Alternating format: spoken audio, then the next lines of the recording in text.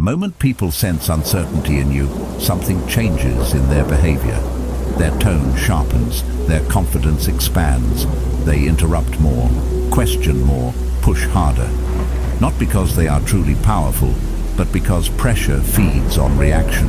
Most intimidation has very little to do with strength. It comes from the hope that emotion will pull you away from yourself, and the unsettling truth is that it often works. People rush to defend themselves. They explain too much. They try to regain control emotionally, while the other person quietly takes control psychologically. Stoicism understood something timeless about human nature. A person who cannot govern their emotions will eventually be governed by the emotions of others. That is why calmness carries such quiet power. It interrupts manipulation. It exposes insecurity beneath aggression. The person who remains composed under pressure becomes difficult to control because their identity no longer depends on approval, fear, or emotional victory. And once someone reaches that state, intimidation begins collapsing on its own. Pressure loses momentum when it finds nothing unstable to hold on to. Most people think strength is loud. The Stoics believed the opposite. Real strength is often invisible at first. It appears in the pause before reaction, in the ability to stay grounded while someone else loses control of themselves. Not cold, not emotionless, just steady enough that chaos cannot easily enter the mind. And when a person learns how to protect that inner steadiness, they stop fearing pressure the way they once did.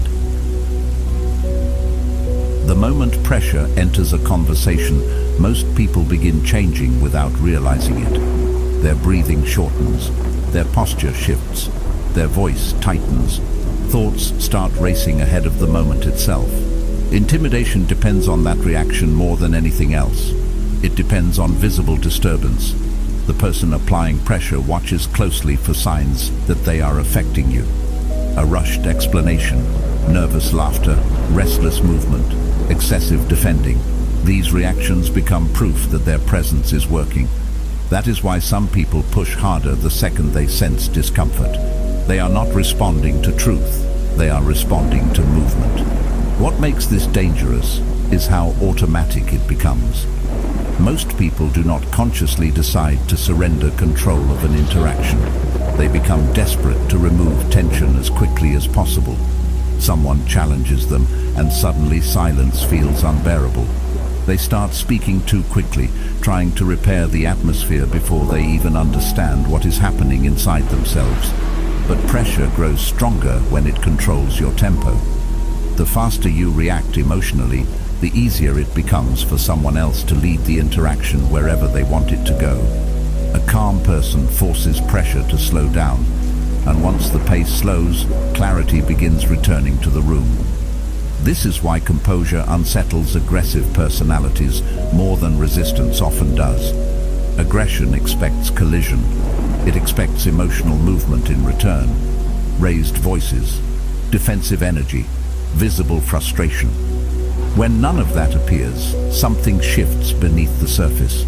The person trying to dominate slowly loses certainty. Their emotional momentum suddenly has nowhere to land.